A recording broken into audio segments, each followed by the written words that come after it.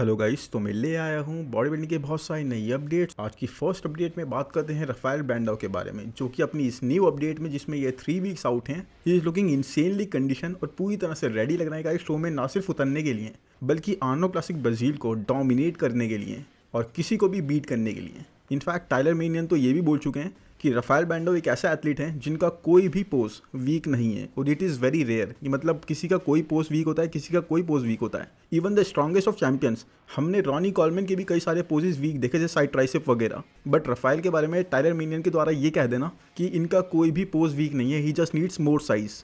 इनको सिर्फ थोड़ा सा साइज और ऐड करना है and he will be ready for the title. देखो कितनी बड़ी बात है। बाकी Arnold classic Ohio 3rd place, और ये आर्नोल्ड क्लासिक यूके में नहीं उतरे। अगर वहाँ भी उतर जाते तो आपको पता ही है जिस तरह का पैकेज लेकर आते हैं, एब्सोल्युटली अकीम विलियम्स को बीट कर दे तो 3rd पर वहाँ भी प्लेस हो जाते हैं और हु नोज 2nd पर भी प्लेस हो जाते हैं। मतलब क्योंकि आपने देखा था कि जब आर्नोल्ड क्लासिक ओहायो हो रहा था तो जजेस ने इनको सैमसन डाडा के नेक्स्ट खड़ा कर दिया था और वहाँ पर पता लग रहा था कि इनकी कंडीशनिंग, इनका शेप सैमसन से भी बेटर है। साइज़ में ये थोड़ा सा लैग करते हुए दिख रहे थे, बट उसके अलावा अगर हम शेप की बात करें, अगर कंडीशन की बात करें, अगर लाइन्स की बात करें तो he is far better than Samson. In fact इनका वो गट वाला सीन भी नहीं है अभी तक। तो बहुत अच्छे से इन्होंने अपनी वेस्ट को मेंटेन करके रखा हुआ है। साथ ही राफेल के बारे में आप ये भी जानते ही हो कि इनका फ्लो बहुत अच्छा है, बिल्कुल क्लासिक लाइन्स आती हैं इनकी फिजिक पर। तो वही है गाइज, अगर ये उतरते वहाँ पर भी तो वहाँ पर भी 3rd प्लेस ले ही आते। बट इन्होंने चूज़ करा अपनी कंट्री का शो करने के लिए, ब्राज़ील का शो करने के लिए, और वहाँ पर अब ये उतरेंगे इन 3 वीक्स। बट राफेल को लेके जो डाउट चल रहे थे कि मैन इन्होंने इंप्रूव नहीं करा, इन्होंने इतनी ज़्यादा मसल मास ऐड नहीं करी, वो डाउट सारे क्लोज हो गए हैं। लोगों के माउथ राफेल ने शट कर दिया ऑलरेडी, क्योंकि he killed it in the last show. और यहाँ पर भी ब्राज़ील में we have no doubt guys कि ये जीतने वाले हैं। मतलब गुड बीटो होंगे वहाँ पर, कार्लोस थॉमस जूनियर होंगे, नाथन डियाशा भी होंगे आई बिलीव, जहाँ तक मुझे याद है। बट इनको टक्कर देना मैं नहीं समझता गाइस अभी स्टेज पर इन लाइन्स के साथ, इस पैकेज के साथ राफेल को दे कैन बीट। ये ट्राई एब्सोल्युटली कर सकते हैं, बट मेरे अकॉर्डिंग ये सब 2nd प्लेस के लिए आ रहे हैं, 1st प्लेस के लिए नहीं आ रहे हैं। इनफैक्ट राफेल के बारे में तो ये भी सुनने में आ रहा है कि इसके बाद ये थोड़ा सा गैप लेंगे इस शो के बाद और उसके बाद दुबई प्रो के लिए प्रिपेयर करेंगे। बिकॉज दुबई में आपको पता है प्राइज़ मनी इंक्रीज़ है, और प्राइज़ मनी इंक्रीज़ ही नहीं है बल्कि ओपन डिवीजन तो वहाँ पर था ही नहीं, तो इन्होंने अब ऐड करा। उसके बाद $100,000 का प्राइज़ मनी रख दिया। तो वहाँ पर सारे ये जितने भी अच्छे अच्छे एथलीट्स हैं हमें फिर से कम्पीट करते हुए दिखेंगे, क्योंकि दुबई एक ऐसी जगह है जहाँ पर वीज़ा का इशू किसी को भी नहीं आता है। हु नोज गाइस, हमें हार्डी चुपन भी दिख जाए मोमेंटम बनाने के लिए और एक अच्छा चेक कैरी करने के लिए पूरी तरह से पॉसिबल है, क्योंकि उस शो में अभी टाइम भी है। और अगर हार्डी उतर गए तो आपको पता ही है no one is going to beat him, क्योंकि डायरेक्ट उतरने नहीं वाले अभी। अगर डायरेक्ट नहीं उतरेंगे तो ऐसा कोई कॉम्पिटिशन उनके सामने रहेगा ही नहीं। अगर सैमसन दोबारा उतरते हैं तो आपको पता है वो उन्हें दोबारा से बीट कर देंगे। तो वही चीज़ है गाइस, इसीलिए वहाँ पे बहुत सारे एथलीट्स हमें कम्पीट करते हुए दिखेंगे। ऐसे ही एक छोटा सा मिनी ओलंपिया इसी टाइप का हमें देखने को मिल सकता है वहाँ पर भी। बट एनीवेज गाइस, अब चलते हैं नेक्स्ट अपडेट पर, जो कि रायन टेरी के बारे में, the men's physique champion of 2023। Ryan Terry इस वक्त भी अपनी बैक पर बहुत ज़्यादा वर्क कर रहे हैं, बिकॉज फ्रंट से हम सबको पता है और रायन को खुद पता है कि वो किसी को भी मार सकते हैं का मतलब बीट कर सकते हैं। Ryan can kill anyone from the front. तो फ्रंट में कोई मैन मुकाबला नहीं है जिस तरह का इनका सिमेट्री है। It's totally a back game now, क्योंकि बैक से सारे एथलीट्स बहुत ज़्यादा इंप्रूव कर रहे हैं। और रायन की बैक यस बहुत ज़्यादा इंप्रूव हुई है ओवर द टाइम, बट अब जैसे ये लास्ट ईयर आए थे अब उससे काम नहीं चलेगा गाइज। अब और ज़्यादा वर्जन अब चाहिए, अब रायन 2.0 चाहिए, इससे भी इम्प्रूव चाहिए तभी काम चलेगा। बिकॉज एक तो ये डिवीज़न किसी के समझ नहीं आता मैन, किस तरह से ये जज करते हैं, बिल्कुल ही अनप्रेडिक्टेबल सा होता जा रहा है। क्योंकि अभी भी देखा हमने आर्नोल्ड क्लासिक यूके में डियोगो हार गए, कोरी मोरिस जीत गए, जो कि इतने ज़्यादा कंडीशन भी नहीं थे, बहुत ही ज़्यादा अनबैलेंस लग रहे थे। मतलब आप लेग्स को भी देख रहे हो अपने नए क्राइटेरिया के अकॉर्डिंग, राइट, वो तो बहुत ही पतले लग रहे थे उनके मैन, मतलब वो लग ही नहीं रहे थे उस हिसाब से। लेकिन आई डोंट नो किस हिसाब से, जबकि आर्नोल्ड क्लासिक ओहायो में आई थिंक उनकी 4th 5th ऐसी कोई प्लेसिंग आई थी, मुझे याद नहीं है। तो इस डिवीजन के बारे में कुछ नहीं कह सकते, कभी भी ये लोग उठा के कुछ भी कर देते हैं। इसीलिए अभी रायन टेरी को इन्होंने टाइटल दे दिया, हो सकता है इस साल ही किसी और को दे दें, कुछ नहीं कहा जा सकता। मतलब पहले ही डिवीजन था रेलेवेंट, अब थोड़ा सा एक जोक बनता जा रहा है इस सिचुएशन में। Anyways he got the shape, size, aesthetic, symmetry, हर चीज़ है इनके पास, बस बैक थोड़ी सी और रिक्वायर्ड है। और जिस तरह से रायन ने अपने लास्ट पोस्ट में हमें फिजिक दिखाते हुए 2023 के ओलंपिया के स्टेज पर चढ़ने से पहले की फुटेज है ये, और वहाँ पर रायन ने ये वेन करा था और वहाँ पर ये बता रहे हैं हमें पोस्ट डाल के अब कि यहाँ पर ये वे कर रहे थे 103 किलो और वहाँ पर ये वे कर रहे थे 203 पाउंड। और उस वक्त इनका वेट कैप अगर उस हिसाब से लगाया जाए तो 202 पाउंड था जो इन्होंने हमें बताया। तो उस वक्त भी अपने बेस्ट पर, मतलब इनका बेस्ट वर्जन था जिसके थ्रू ये टाइटल जीते हैं। अपने बेस्ट वर्जन के थ्रू भी ये वेट कैप के बिल्कुल क्लोज थे, मतलब वेट कैप पर ही थे, 202 203, 1 पाउंड में गाइस कोई डिफरेंस इतना ज़्यादा नहीं आता। प्लस ये वेट बिल्कुल उस टाइम पे करा गया है जब ये स्टेज पर चढ़ने वाले थे, तो वेन के टाइम पे तो इतना मैटर करता है, उसके बाद तो और ज़्यादा लोडिंग करते हैं एथलीट, 10 से 15 पाउंड और हैवियर आ जाते हैं। तो सोच लो कि रायन टेरी अपने बेस्ट पर थे, उसके बाद भी वेट कैप के अंडर थे, तो ये चीज़ एक रायन के लिए बहुत अच्छी जा रही है। इस वक्त अपने लेग्स पे भी काम करना है क्योंकि अब बैलेंस देखा जा रहा है, तो मुझे लगता तो है कि रायन टेरी जीत सकते हैं। लेकिन हाँ, जिस तरह का क्राइटेरिया, जिस तरह की जजिंग हो रही है मैन, खास तौर पे मेंस फिजिक में कुछ नहीं कह सकते। ये एरिन बैंक्स को टाइटल हरा देते हैं आर्नोल्ड क्लासिक का और दे देते हैं कायरन होल्डन को। फिर कायरन होल्डन सेम आता है मैन, उतना ही अच्छा आता है ना। उसे आर्नोल्ड क्लासिक ओहायो में अच्छी प्लेसिंग मिलती है, ना उसे मिस्टर ओलंपिया में अच्छी प्लेसिंग मिलती है। मतलब ठीक है, टॉप 6 के अंदर आ गए थे Kyron Holden, but still Erin Banks के ऊपर आना चाहिए ना, अगर उनको बीट कर चुके हैं वो ऑलरेडी। और उस वक्त तो सब उनको कंटेंडर की तरह देख रहे थे और वो एब्सोल्युटली अच्छे आए थे मैन। मतलब ठीक है, अगर उन्होंने पीक हिट नहीं करी, पीक थोड़ी सी मिस कर दी, उसके बाद भी पीक तो एरिन ने भी मिस करी थी। या कॉरी मॉरिस या डियोगो उनसे अच्छे लग रहे थे मैन, कुछ नहीं बोल सकते। चलो डियोगो को तो मैं मानता हूँ, he is really symmetrical and everything, but दूसरे एथलीट्स बहुत सारे ऐसे हैं जहाँ पे कायरन होल्डन उनको बीट कर सकते थे।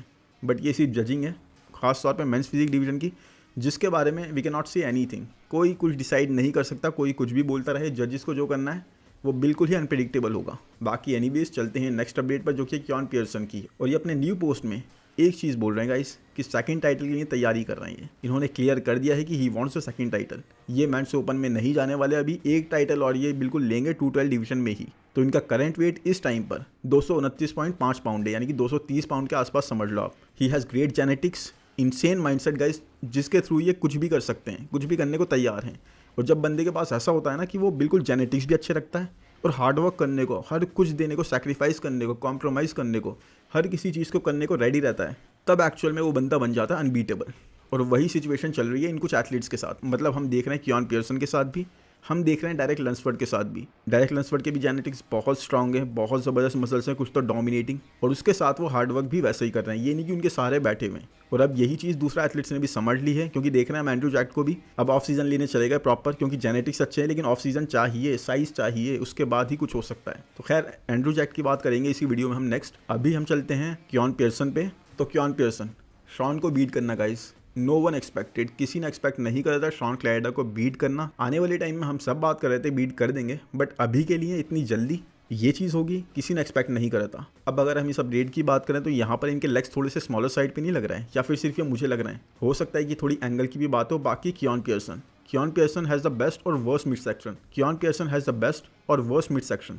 मतलब जब ये पोज हिट करते हैं तो वही डायरेक्ट वाली बात, पोज ये हिट करते हैं तो इनकी वैक्यूम के थ्रू और जिस तरह के इनके प्रपोर्शन से इनका मिड सेक्शन बहुत ही अच्छा लगता है, बहुत एस्थेटिक ये दिखने लग जाते हैं। लेकिन हाँ, जैसे ये ट्रांजिशन में आते हैं, अब मैं शॉन क्लैरिडा को लोग लास्ट ईयर में बहुत बोल रहे थे ना, अभी अगर आप कंपेयर कर लो शॉन क्लैरिडा की अभी वाली ऑफ सीजन की अपडेट जिसमें वो बहुत ज़्यादा हैवी लग रहे हैं, हद से ज़्यादा हैवी लग रहे हैं, जैसे कि ओपन डिवीजन के लिए प्रिपेयर कर रहे हो, उसके अंदर भी उनका गट इस तरह से नहीं लग रहा जिस तरह से क्योन पियर्सन का यहाँ पर ट्रांजिशन के टाइम पे लग रहा है। अब ऑफ सीजन है, बिल्कुल लीवे है इस चीज़ का कि ऑफ सीजन है, आप इस वक्त करते हो ऐसे, इस वक्त कोई इतना मैटर नहीं करेगी ये चीज़। लेकिन हाँ, शॉन क्लैरिडा को बहुत ज़्यादा बैश करा था कई सारे लोगों ने, खासतौर पे क्योन के सपोर्टर्स ने, कि शॉन क्लैरिडा का गट बहुत ज़्यादा लग रहा है। जबकि आप फुटेज देखोगे ना मिस्टर ओलंपिया की उठा के, तो क्योन पियर्सन का भी ऐसा ही बहुत ज़्यादा लग रहा था। वो लोग समझ नहीं रहे थे, अब उसके बारे में कुछ नहीं बोल सकते। जो लोग फैंस होते हैं वो उसी तरफ जाते हैं और इसमें कुछ गलत भी नहीं है। हर कोई चाहता है उनके पसंद का एथलीट जीते और शायद मैं भी यही चाहता हूँ। बट अब क्योन पियर्सन जानते हैं कि शॉन रुक नहीं रहे, Shaun is coming back, Shaun वापस आ रहे हैं उनके पास दोबारा एक अच्छी फाइट देने के लिए, उसी लिए वो प्रिपेयर कर रहे हैं। Shaun is pushing himself like crazy, बहुत ज़्यादा हार्ड वर्क कर रहे हैं, इंसेनली खुद को पुश कर रहे हैं। आई थिंक इतना उन्होंने अभी तक पुश नहीं करा होगा खुद को जितना वो इस बार करेंगे। मतलब वो इस बार मुझे लग रहा है ज़्यादा साइज़ के साथ साथ एक बहुत ही डाइस्ड, एक बहुत ही कंडीशन पैकेज लेकर आएंगे। और थिकनेस और डेंसिटी तो आप जानते ही हो उनकी, कोई कंपेयर नहीं कर सकता उस चीज़ में। बाकी कैरिज बच्चों को लोग बोल रहे हैं कि नेक्स्ट थ्रेट हो सकते हैं वो क्योन पियर्सन के लिए, बट मुझे नहीं लग रहा है कि वो अभी इतनी जल्दी होंगे। मतलब हो सकते हैं, टोटली पोटेंशियल है उनमें, बहुत अमेजिंग होते जा रहे हैं, बहुत ज़्यादा इंप्रूव कर रहे हैं ओवर द टाइम, बट अभी एकदम से मुझे नहीं लग रहा। आई थिंक नेक्स्ट ईयर, उसके नेक्स्ट ईयर हो सकता है। अभी के लिए तो Shawn Clarida is the threat, और शॉन क्लैरिडा के लिए ही क्योन को प्रिपेयर करना होगा। बाकी क्योन पियर्सन के साथ ये भी है गाइस, वो पहले ही बोल चुके हैं कि 1-2 टाइटल जीतने के बाद मैं ओपन डिवीजन में जाना पसंद करूंगा। वो पहले ही बोल चुके हैं, अपनी इंटेंशंस वो पहले ही जता चुके हैं। तो ये चीज़ भी होगी, तो ये एक अच्छी चीज़ है जो हमें पता है होने वाली है। तो हो सकता है एक लास्ट अपीयरेंस हो क्योन पियर्सन की जिसमें वो टाइटल जीतें और उसके बाद ओपन डिवीजन में मूव कर जाएं। बाकी आपको कैसे लगता है डिसीजन, मुझे कमेंट्स में ज़रूर बताएं। अब चलें नेक्स्ट अपडेट पर। तो मैंने कहा था एंड्रू जैक्ट की बात करेंगे, तो अब उनकी बात कर लेते हैं। बाकी Andrew jacked he is getting bigger and thicker guys, दोनों चीज़ें वो एक साथ कर रहे हैं। उनको पता लग चुका था कि अब ये करना है, अब उनको कोई जल्दी नहीं है कम्पीट करने की। जैसे पहले वो एक के बाद एक कम्पीट करते रहते थे, हम दूसरे एथलीट्स को देख रहे हैं, उनको कोई जल्दी नहीं है। उनको समझ में आ गया है गेम, उनको ये समझ में आ गया जो भी एथलीट एक अच्छा गैप लेके आ रहा है, रिकवर करके आ रहा है, इंप्रूव करके आ रहा है, वो अच्छा परफॉर्म भी कर रहा है। और एंड्रू जैक्ट वो तो ऑलरेडी अच्छा परफॉर्म कर रहे थे मैन। तो देयर इज़ नो डाउट कि थोड़ी सी इंप्रूवमेंट्स के बाद, थोड़े से साइज़ के बाद, अपने पैकेज को फुली यूटिलाइज करने के बाद ही is going to be incredible. क्योंकि पैकेज आप जानते हो इनका, लोग इनको पहले ही रॉनी कॉलमैन से काफ़ी ज़्यादा कंपेयर कर चुके हैं। बस बहुत ज़्यादा मसल मास की ज़रूरत है, थिकनेस और डेंसिटी ऐड करने की ज़रूरत है, उसके बाद ही is good to go man. मतलब आप देखो ये 300 पाउंड्स के आसपास ऑलरेडी है, 300 पाउंड से ऊपर है इस वक्त आई थिंक। और उसके बाद भी इनका एब्डोमिनल देखो, इनका मिड सेक्शन देखो कैसा डाइस्ड है गाइस। किसका होता है ऐसा? ये तो सुपीरियर जेनेटिक्स है बिल्कुल। तो ये पूरी तरह जानते हैं he has a shot if he gives it time. अगर ये टाइम देते हैं इस चीज़ को, इनके पास पूरा शॉट है मिस्टर ओलंपिया का टाइटल जीतने का। और ये हम सब एक्चुअली बिलीव करते हैं जब से इन्होंने टेक्सास प्रो का शो फर्स्ट टाइम जीता था। अब ये इनका प्रॉपर फर्स्ट ऑफ सीजन है, पहली बार ये ऐसे ऑफ सीजन पे गए हैं काफ़ी लंबे टाइम में। तो एवरीबडी इज एक्साइटेड कि ये काफ़ी अच्छा ऑफ सीजन होगा और किस तरह से ये कम बैक करते हैं, किस तरह से वापस आते हैं इंप्रूवमेंट्स करके। बिकॉज हमने रफ़ाइल को देख लिया, हमने हकीम विलियम्स को देख लिया, हमने बहुत सारे एथलीट्स देख लिए जो इंप्रूव करके आए हैं काफ़ी ज़्यादा। तो इनके साथ भी लोग वही एक्सपेक्ट कर रहे हैं और टोटली सही एक्सपेक्टेशन है। बिकॉज क्रिस अजीतो और साइको लुइस के साथ ये वर्क कर रहे हैं, they are pushing him like crazy. Hard work, efforts उसी तरह से पुशिंग कर रहे हैं।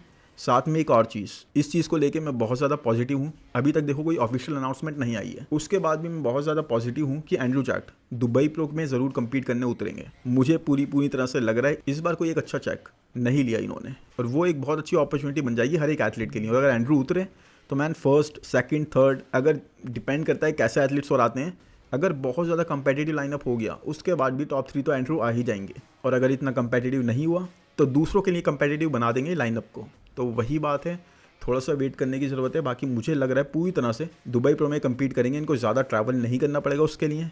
And it's a big money show जहाँ पे बहुत ज़्यादा पैसा मिलेगा। और एथलीट्स गाइस कमाते कैसे हैं, थोड़ा ऐसे बहुत ही कमाई होती है, बाकी स्पॉन्सर्स वगैरह एंड एवरीथिंग तो होता ही है। लेकिन स्पॉन्सर्स को आप प्रमोट भी इसी तरह करते हो, जब आप शो में कम्पीट करते हो आपके बारे में बात होती है, आप दिखते हो उनकी मर्चेंडाइज पहने हुए, उनके सप्लीमेंट्स यूज़ करते हुए अपनी प्रेप के अंदर। तो वही सारी चीज़ें करनी ज़रूरी बन भी जाती हैं कहीं ना कहीं, और पैसे तो मिलते ही हैं। तो वही चीज़ है, मैं तो बहुत एक्साइटेड हूँ और आई रियली होप ऐसा हो जाए जो मैंने अभी आपको बताया है। ऑफिशियल नहीं है बट हाँ काफ़ी चांसेस मुझे लग रहे हैं इस चीज़ के। तब तक बहुत टाइम है इनके पास, मतलब अप्रैल तक, आई थिंक नेक्स्ट मंथ तक। अभी 2 महीने तो होगा इनको ऑफ सीज़न में, अभी अप्रैल तक ये और ऑफ सीज़न ले लें और उसके बाद प्रेप स्टार्ट करें मई के अंदर। तो that is enough time for him to get good games. क्योंकि हमने देख रखा है कि टेक्सास प्रो से पहले लास्ट ईयर के जो हंटर को इन्होंने बीट करा था, कितने कम टाइम में इन्होंने कितना इंप्रूव कर लिया था। और उससे पहले आर्नो क्लासिक में, जब ये निक वाले आर्नो क्लासिक में आए थे, तो मिस्टर ओलंपिया से लेकर आर्नो क्लासिक तक इन्होंने तब भी बहुत इंप्रूव कर लिया था। तो ये एक बहुत अच्छी बात है इनके साथ। अब इतना लंबा टाइम लेंगे 5-6 महीने, तो उसमें भी अच्छी खासी इंप्रूवमेंट्स कर सकते हैं। इस तरह का पैकेज है इनका, इस तरह के जेनेटिक्स हैं इनके। तो आई रियली होप ये कम्पीट करें। बाकी अब नेक्स्ट अपडेट की बात करें तो वो है मार्टिन फिट्जवाटर की। और इस साल he is working really hard, एक बहुत अच्छा कमबैक करने का ये ट्राई कर रहे हैं। और this is the true essence of old school body building. Proper old school body building वाली अप्रोच ये फॉलो करते हैं, बिल्कुल हार्ड ट्रेन करते हैं, बहुत ज़्यादा हार्ड वर्क करते हैं, बहुत ज़्यादा वॉल्यूम ट्रेनिंग करते हैं, और वो चीज़ दिख भी रहा है। अब देखो इनकी न्यू अपडेट, ऑनेस्टली यहाँ पर ये इंप्रूव लग रहे हैं और बहुत ज़्यादा इंप्रूव लग रहे हैं। और जो चीज़ होती है वो होती है गाइस। अब कोई नहीं लगता इंप्रूव तो मैं उस बारे में बात करता हूँ, जो लग रहा है तो उस बारे में तो मुझे बताना ज़रूरी है, चाहे कोई भी एथलीट हो। बाकी इस वक्त यहाँ पर ही, क्योंकि अब ये डिट्रॉय प्रो में आई थिंक कम्पीट करने वाले हैं, तो ये ऑलरेडी प्रेप में तो हैं ही और ऑलरेडी स्ट्राइटेड लग रहे हैं। इनकी कॉर्ड्स अच्छी लग रही है, इनके ट्राइसेप काफ़ी अच्छे डेवलप लग रहे हैं और काफ़ी पील लग रहे हैं। Super impress with this physique man, मतलब बहुत ज़्यादा वर्क करा है इन्होंने इस साल और इंप्रूवमेंट्स दिखा रहे हैं। अब प्रॉपर पता लग रहा है जिस तरह से ये वीडियो आया है। बाकी Martin is doing posing practice a lot. इस वक्त ये अपना पोजिंग में ना जान डाल रहे हैं, बिकॉज हमने देखा पोजिंग का कितना बड़ा डिफरेंस होता है। लोग इस चीज़ को नहीं समझते। आर्नोल्ड इससे कई बार बोल चुके हैं कि पोजिंग मैन बहुत ज़्यादा मैं प्रैक्टिस करता था उस फ्लो के बारे में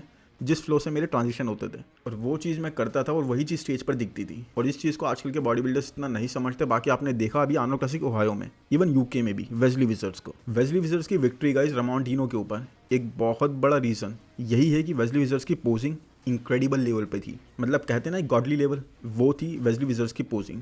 आप रामोंटिनो को जानते हो, ही इज़ इंक्रेडिबल, बट उसके बाद भी अभी तक उनकी पोजिंग का इशू सॉर्ट नहीं हुआ है। अभी भी वो पोजेस को होल्ड नहीं करते, अभी भी उस तरह से अपनी फिजिक को प्रेजेंट नहीं करते। आपकी फिजिक इंसेन हो, रॉनी कॉलमैन जैसी हो, बट आप उसको प्रेजेंट नहीं कर पाओ स्टेज पर, जजेस को दिखा नहीं पाओ, तो उसका क्या फ़ायदा। वेस्ली विजर्स का एक बहुत बड़ा रीज़न यही था उनकी पोजिंग जजेस ने भी इस बारे में बात करी और हर कोई बात कर रहा है उनकी पोजिंग के बारे में, बिकॉज उन्होंने पोजिंग में उस हिसाब से चेंजेस करे थे, वो फील कर रहे थे। वो माइंड मसल कनेक्शन होता है ना जिम के अंदर, आप बहुत ज़्यादा अच्छा परफॉर्म करते हो जब वो चीज़ बन जाती है, वही चीज़ थी।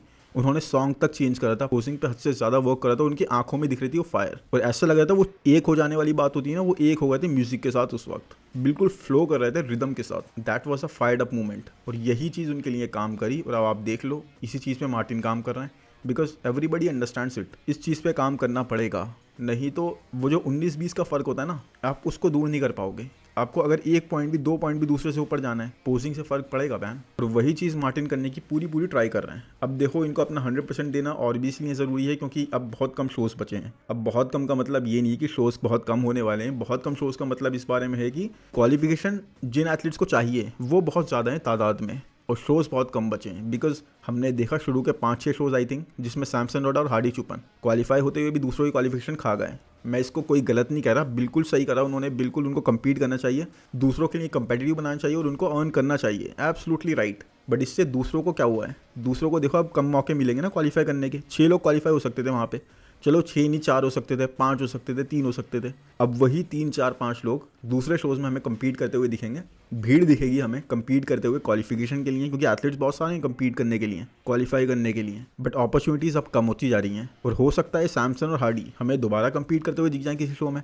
दुबई प्रो में दिख जाए मैं हार्डी या फिर सैमसन, अभी टाइम है और वो टोटली पॉसिबल है। न्यूयॉर्क प्रो में भी हो सकता है कोई दिख जाए, पूरी तरह से पॉसिबल है ये सारी चीज़ें। इसी तरीके से इन लोगों को ये चीज़ माइंड में रखते हुए अपॉर्चुनिटीज़ को ग्रैब करना है और उसी तरीके से अपने एफर्ट्स देने हैं। तो जो समझदार है मैन वो तो पूरे करेगा हर चीज़ में, कोई भी पॉइंट नहीं छोड़ेगा। और मार्टिन वही चीज़ कर रहे हैं, अपनी पोजिंग पे ध्यान दे रहे हैं, बिकॉज अभी ये कम्पीट करने वाले हैं डिट्रॉयट प्रो में, और वहाँ पर आपको पता है कौन कौन आ रहा है। अकीम विलियम्स होंगे वहाँ पर और जॉन डेलारोसा, और दोनों ही अमेजिंग आ रहे हैं मैन इस वक्त। जॉन डेलारोसा को तो आप जानते हो कि किस तरह से अपनी कंडीशनिंग नेल कर रहे हैं, किस तरह से पैकेज लेके आ रहे हैं, किस तरह से कुछ पोजेस उनके बहुत स्ट्रांग है, बहुत ज़्यादा स्ट्रांग है। और Akeem Williams man he is on the hype train now. एक तरह से उन्होंने जो वापसी करी है ना, अब लोग एक्साइटेड हैं उनको देखने के लिए, अब लोग बात कर रहे हैं उनकी। अब मुझसे मैच देख लो, कितने सारे बॉडी बिल्डिंग चैनल उनकी बात कर रहे हैं।